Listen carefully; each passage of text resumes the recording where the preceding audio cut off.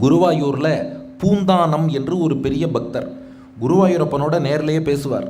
அந்த பூந்தானத்துக்கிட்ட ஒரு ஏழை பக்தர் போய் சொன்னாராம், எனக்கு ஒரு நோய் ஏற்பட்டுடுத்து, நான் பல மருத்துவர்கள்ட்டெல்லாம் போனேன், மருத்துவர்கள்லாம் குணமாகாதுன்ட்டாங்க.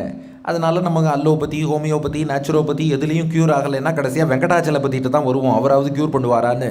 அதனால் கொஞ்சம் நீங்கள் குருவாயூரப்பன்ட்ட கேளுங்கோ, எனக்கு ஏற்பட்ட நோயை குணப்படுத்தணும் அப்படின்னாராம். பூந்தானம் சொன்னார், அதுக்கு என்ன குருவாயூரப்பன்ட்ட கேட்குறேன்ட்டு பூந்தானம் குருவாயூரப்பன்ட்ட போனார். நம்ம ஊரில் அந்த ஒரு ஏழை பக்தர் இருக்காரே, அவருக்கு ஒரு நோய் ஏற்பட்டிருக்கான், குருவாயூரப்பா அது என்ன போக்க முடியுமா, உன்னால் எதுவும் செய்ய முடியுமா? அவர் கேட்குறார், போக்க முடியுமான்னு. முடியுமா முடியாதா, நடக்குமா நடக்காதா, கொஞ்சம் யோசிச்சு சொல்லேன்னார்.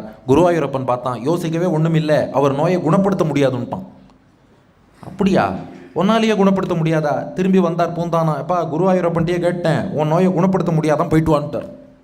ஒரு ஓன்னு உட்காந்து அழ ஆரம்பிச்சுட்டார். மற்ற மருத்துவர்கள் தான் இப்படின்னா குருவாயூரப்பனே குணப்படுத்த மாட்டானா அப்படின்னு அழுதுன்னு இருக்கார்.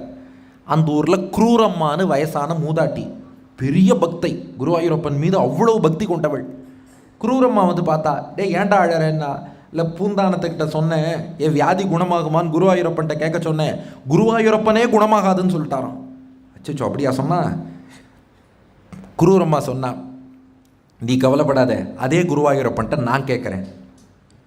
அவர் சொன்னார், யார் கேட்டால் என்ன, அவர் தான் முடியாது.